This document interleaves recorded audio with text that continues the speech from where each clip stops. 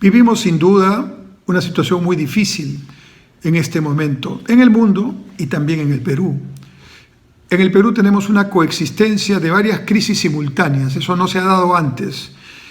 Antes se daban crisis económicas por impacto externo, interno, pero generalmente esas crisis se daban en un contexto determinado, a veces asociados también a temas políticos, pero nunca coexistiendo crisis económica con crisis sanitaria, lo que hace muy difícil la recuperación económica dentro de esa crisis, porque si recupero me contagio, entonces tengo que dejar de producir o producir muy lentamente o producir con distanciamiento y no lograr pues el nivel de demanda ni la productividad a la que debería estar, digamos,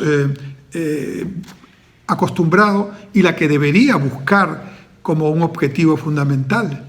Entonces, crisis económica, crisis sanitaria, inestabilidad política por circunstancias de precaria institucionalidad, por el inicio de una campaña electoral, y toda campaña electoral genera estas situaciones de incertidumbre, y además por el hecho de que en medio de la dificultad surgen pues planteamientos radicales, algunos los llaman populistas, en concreto planteamientos que no estudian bien el impacto de lo que se plantea, que incluso van en contra de la propia normatividad y la constitución política y que no piensan en el futuro, solo tratan de atender una coyuntura y a veces, la mayoría de las veces, con propuestas que resultan peor que, digamos, la enfermedad y por lo tanto generan otros problemas aún más complicados. Resolver los problemas de esta crisis sin duda merece nuestra mayor atención. Atender a las familias más vulnerables, a las empresas, sobre todo microempresas que están con mucha dificultad soportando esta conjunción de crisis.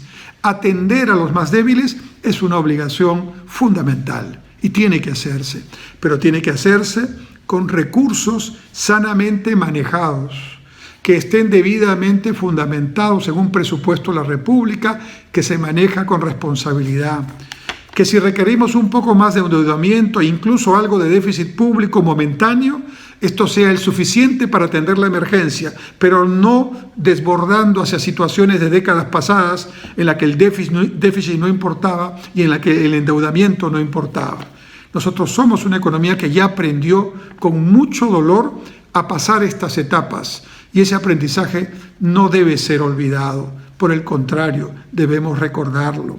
Entonces, atender las emergencias que sin duda existen y el malestar que sin duda debe atenderse, no significa crear ilusiones económicas pasajeras, no significa pensar solo en hoy y olvidar el mañana.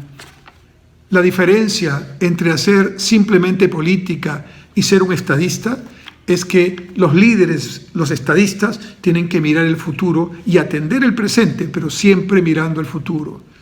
Esa es la responsabilidad de su liderazgo, esa es la tarea que tienen que hacer y que tienen que contribuir a convencer a los liderados, a la población, de que es el camino correcto.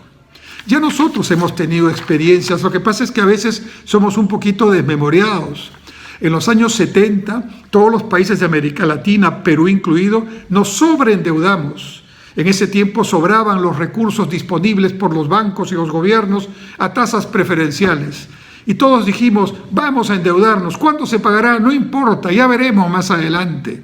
Y bueno, ese veremos más adelante se vio en los años 80, cuando subieron por la crisis las tasas de interés y ya no pudimos pagar ni el principal, cuando se habían vencido los periodos de gracia, ni los intereses que subían, y vino la crisis de la deuda. Y cuando tuvimos que ajustarnos, tomamos todavía algunas políticas equivocadas con mayor gasto público, y eso vino en los 90 con la factura, y hubo que ajustar la economía para no generar esos precios, esa hiperinflación y ese desajuste. Nosotros ya hemos tenido experiencias donde hemos dicho, ataquemos el presente, no importa el futuro. No repitamos esa historia. No repitamos esa historia porque el futuro lo pagamos también nosotros. No nuestros hijos y nuestros nietos solamente, lo cual ya es malo, sino nosotros. Hay que actuar con responsabilidad, atender los problemas de hoy, pero siempre pensando en el futuro, en el impacto que esto tiene y tratando de hacerlo con responsabilidad fiscal y prudencia macroeconómica. Gracias.